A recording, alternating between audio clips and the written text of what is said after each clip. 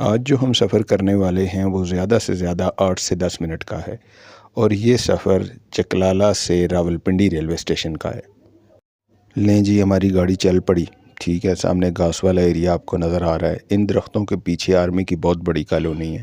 آج کا موسم بھی بہت اچھا ہے کیونکہ اس سال بارشیں بہت زیادہ ہوئی ہیں، لہٰذا ہر طرف ہمیں سبزہ ہی سبزہ یعنی گرینری نظر آتی ہے جو دل کو اچھی لگتی ہے۔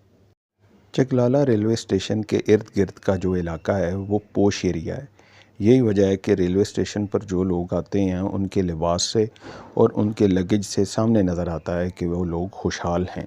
ٹرین اب آہستہ آہستہ سپیڈ پکڑ رہی ہے اور پلیٹ فارم کا جو علاقہ ہے، جو ایریا ہے، وہ اب ختم ہوتا جا رہا ہے۔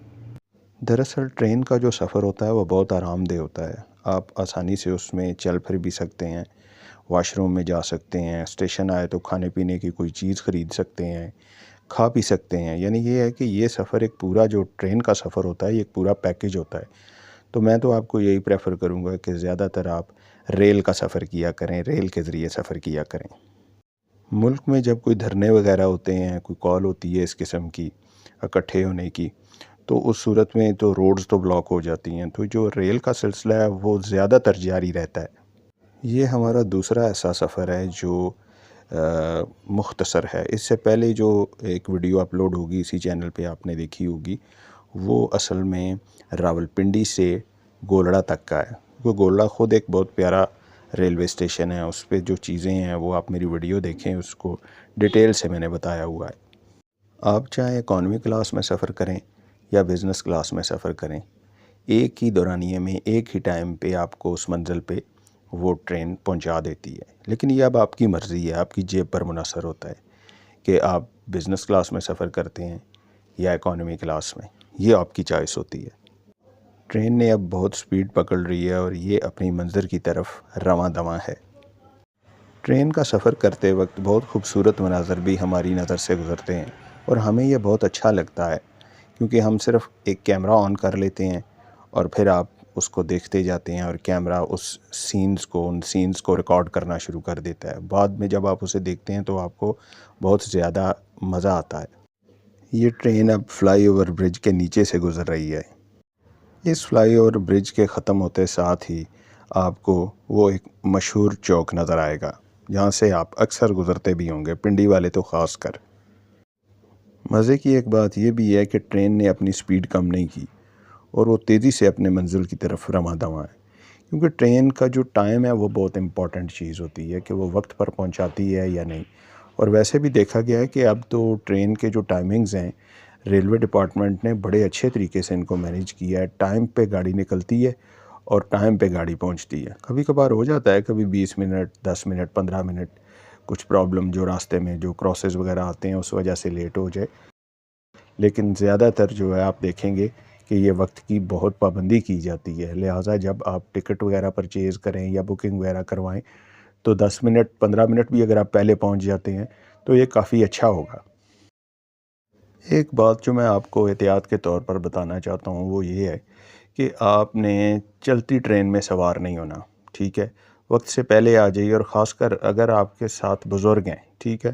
اور بزرگوں کا جو ہے وہ چلتی گاڑی میں بہت مشکل ہوتا ہے سوار ہونا، اور خاص کر خواتین کا تو بہت مشکل۔ لہٰذا یہ ہے کہ اس چیز کی احتیاط کیجیے کہ اگر آپ کی آنکھوں کے سامنے گاڑی نکل رہی ہے تو کوئی پریشان ہونے کی ضرورت نہیں، یوں آپ ایک بڑے حادثے سے بچ سکتے ہیں۔ اور ٹکٹ تو ویسے بھی ریفنڈ ہو سکتا ہے، اور اگر جانا بہت ضروری ہو تو وہ دوسری گاڑی کا آپ کو ٹکٹ مل جائے گا، ٹھیک ہے؟ لیکن احتیاط بہت ضروری ہے۔ لیں جی، ہماری باتوں باتوں میں ہی راولپنڈی کا مریڑ چوک آ گیا۔ مریڑ چوک آ جانا ہمیں یہ نشاندہی کرواتا ہے کہ اب بالکل راولپنڈی ریلوے اسٹیشن بالکل اب چند قدم کے فاصلے پر ہے۔ راولپنڈی کے بارے میں ایک پرانی کہاوت ہے کہ موسم کا اعتبار نہیں، بیوی وفادار نہیں، اور زمین ہموار نہیں، اس طرح کی باتیں ایک پرانی کہاوت پنڈی کے بارے میں چلتی آ رہی ہے۔ میں اس کو تھوڑا سا اپنے پوائنٹ آف ویو سے ایکسپلین کرنا چاہوں گا۔ راولپنڈی کی جو بیوی ہے یہ وفادار بھی ہے اور تابع دار بھی ہے۔ मौसम का पूछें तो अब ग्लोबल वार्मिंग जो है वो तो आपको सामने नज़र आती है कि अब कहीं का भी जो मौसम है वो पहली तरह का नहीं रहा। रावलपिंडी का मौसम भी काफ़ी हद तक बदल चुका है। मतलब ये है कि यहाँ ज़रा कदरे गर्मी ज़्यादा होती है। एक तो पंजाब की तरफ तो गर्मी है ही है, लेकिन ये है कि यहाँ भी अब रावलपिंडी इस्लामाबाद का टेम्परेचर भी वो टेम्परेचर नहीं है जो 80s 90s, इवन जो 10 साल 5 साल पहले था, वो अब टेम्परेचर नहीं है। कोरोना के बाद काफ़ी सारी चेंजेस आई हैं, लिहाजा मौसम का अब ज़रा एतबार करना चाहिए, क्योंकि अब हमें पता चल चुका है कि पहले वाला मौसम नहीं है। यानी अब मौसम का जो है वो एतबार हमें कर लेना चाहिए कि अब गर्मी का दौरानिया ज़रा ज़्यादा ही रहता है यहाँ। मेरे कहने का मतलब है कि गर्म मौसम रहने का दौरानिया ज़्यादा होता है। हाँ जी, ये जो कहावत है ना कि ज़मीन हमवार नहीं, ये बिल्कुल ठीक बात है, क्योंकि ज़मीन उसी तरह की ही है। ज़मीन ऊपर नीचे है, मरी की तरह भी नहीं है कि पहाड़ ही पहाड़ हैं, या आप ऊपर चढ़ रहे हैं या आप नीचे आ रहे हैं, ऐसी बात नहीं है। लेकिन ज़मीन यहाँ की हमवार भी इतनी नहीं है। पहाड़ी इलाका है, कहीं से ऊपर है कहीं से नीचे है, लेकिन ये जो रिहायशी इलाके हैं उनको तो बराबर किया गया है।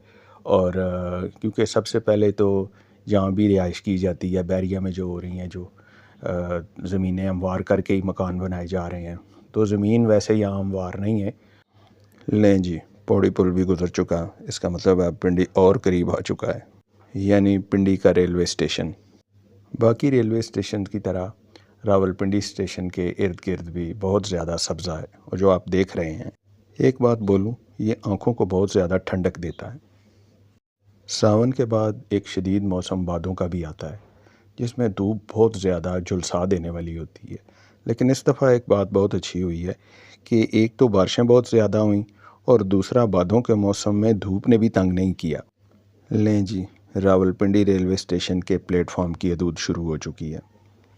अब आप पूरे प्लेटफॉर्म का मंज़र अपनी आँखों से देखिए।